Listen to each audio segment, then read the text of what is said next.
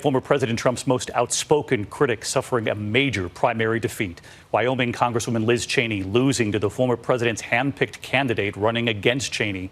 And this was a landslide, showing the strength of the former president in that state.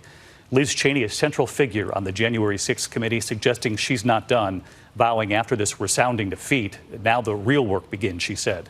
And what she said when asked if she'll run now for president, possibly challenging Trump if he runs in the Republican primary.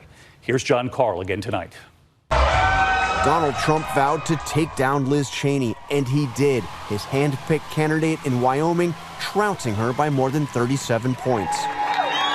But for Cheney, it's now full speed ahead on the next phase of her mission to deny Trump a return to power. This after she did what Trump has never done, admit she lost. Tonight, Harriet Hageman has received the most votes in this primary. She won. I called her to concede the race. This primary election is over, but now the real work begins.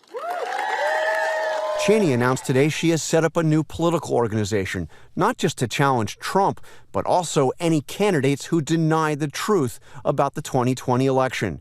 It's a move that pits her against some of the leading figures in her own Republican Party. No American should support election deniers for any position of genuine responsibility, where their refusal to follow the rule of law will corrupt our future. We were winning everything. Cheney isn't just calling out Trump's lies about the election. She accused him of sowing the seeds of more January 6th-like violence with his attacks on federal agents after the FBI searched his Mar-a-Lago home. She singled out Trump's baseless claim that agents planted evidence. This is yet another insidious lie. Donald Trump knows that voicing these conspiracies will provoke violence and threats of violence. It is entirely foreseeable that the violence will escalate further. Yet he and others continue, purposely, to feed the danger.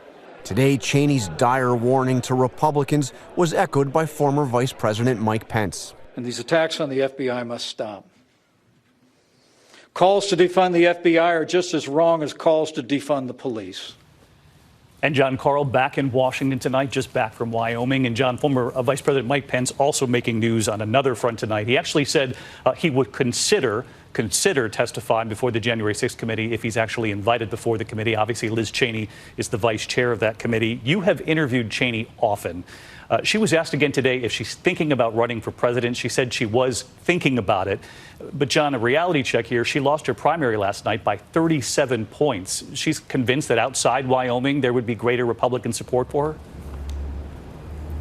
David, it's hard to see a path forward right now for Liz Cheney in a party where Donald Trump remains the most popular figure by far among the party's rank-and-file voters. But Liz Cheney has emerged as the most high-profile and outspoken critic of Donald Trump in America, and she sees this as a movement, a battle that she will fight both inside the Republican Party and outside the party.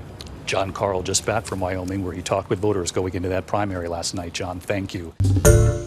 Hi, everyone. George Stephanopoulos here. Thanks for checking out the ABC News YouTube channel. If you'd like to get more videos, show highlights, and watch live event coverage, click on the right over here to subscribe to our channel. And don't forget to download the ABC News app for breaking news alerts. Thanks for watching.